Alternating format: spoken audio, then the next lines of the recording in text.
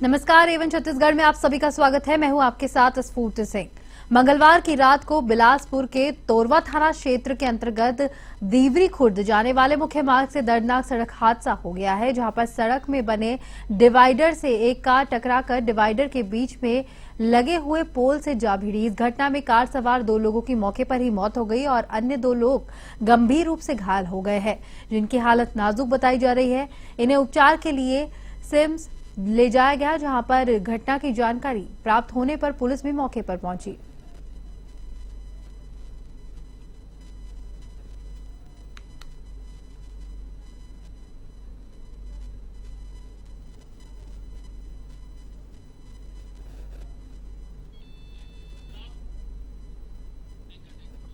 Railway सुरक्षा बल चौकी तिल्दा में यात्रियों से दुर्व्यवहार करने वाले किन्नरों के विरुद्ध रेल अधिनियम के अंतर्गत कार्यवाही की गई है।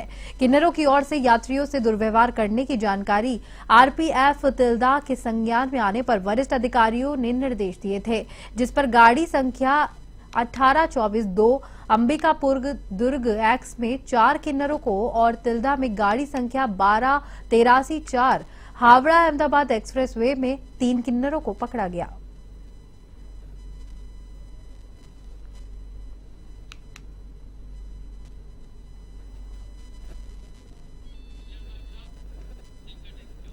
कंवरदा में मंगलवार रात शासकीय कन्या शाला में पेपर गार्ड ड्यूटी में लगा जवान कोमल कुर्रे अपनी ड्यूटी से एब्सेंट होकर नशे में धुत होकर विक्की ढाबा के पास पेट्रोल पंप और अपने घर बरबसपुर में जाकर हवाई फायरिंग की, जहां पर आरक्षक को उसके गांव से टीआई कोतवाली लाया गया, जहां पर आरक्षक कोमल कुर्रे नशे के हालत में था और अपने इंसास राइफल की एक मैगजीन खाली कर चुका था, जहां पर बाकी की 2 मैगजीन कन्याशाला में रखी हुई है। आरक्षक कोमल कुर्रे ने पुलिस ने गिरफ्तारी कर ली है और आरक्षक को सस्पेंड कर दिया गया है।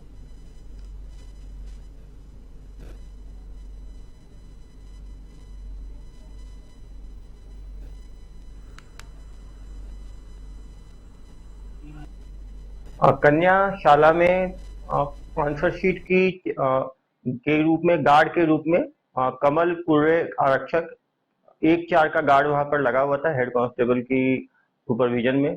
इसके द्वारा कल 10 बजे बिना बताए महिला फाला से वो जो बाहर निकल गया, अपना वेपन लेके निकला। 3 उसके पास मैगजीन थे एम्यूनिशन से भरे हुए। 2 मैगजीन उसने कन्याशाला में ही छोड़ दिया और 1 मैगजीन लोडेड वेपन के साथ वो निकला। पहले वो ढाबे में पहुंचा, वहां पे उसने खाना खाया, वहां पे उसने 7 से 10 राउंड फायर किया। उसके बाद पेट्रोल पंप में पेट्रोल भराने गया, वहां पे उसके द्वारा 2-3 राउंड फायर किया गया। 11 से 12 बजे की घटना है।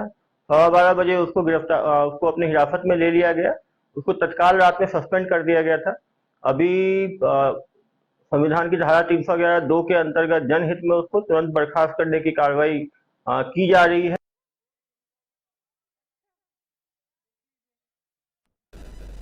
हर वोट कीमती होता है, एक वोट से हार और जीत दोनों बदल सकती है। ऐसे ध्येय वाक्यों को दिल में रखकर इसका जीवंत उदाहरण दिखा गया, जहां पे दुर्ग लोकसभा क्षेत्र में जहां रीढ़ की हड्डी की चोट के कारण 5 महीनों से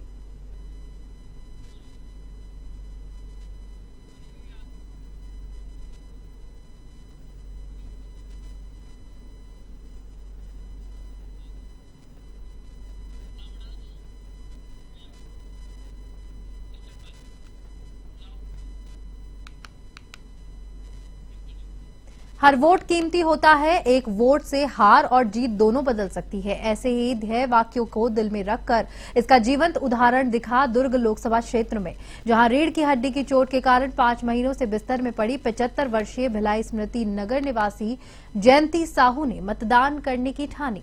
पार्षद मुकेश अग्रवाल तक महिला की इच्छा पहुंची और मित्तल अस्पताल तक निवेदन किया गया। आखिर महिला के लिए अलग एम्बुलेंस तैयार की गई और उन्हें इसके जरिए मतदान केंद्र में ले जाया गया, जहां महिला ने अपना कीमती वोट दिया।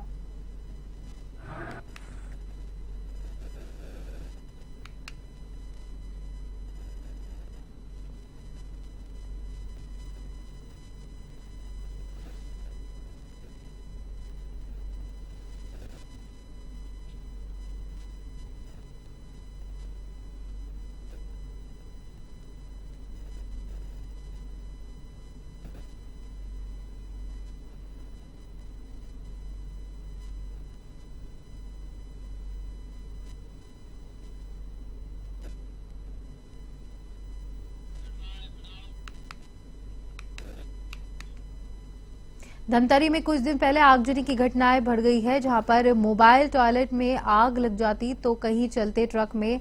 इस बीच दमकल पर दबाव बढ़ता हुआ नजर आ रहा है। धमतरी शहर के बीचों बीच नगर निगम कचरा डंप बना हुआ है। इस डंपिंग सेंटर के चारों तरफ पोस्ट ऑफिस, बैंक, कचहरी और बाजार है। भीषण गर्मी में छोटी सी चिंगारी से ही कचरे की ढेर में आग लग जाती है। उससे जो जहरीला धुआं उठता है, उससे लोगों को सांस लेने में दिक्कत हो रही है। धमतरी कलेक्टर ने इस समस्या को संज्ञान में लेते हुए उचित कदम उठाने की बात कही।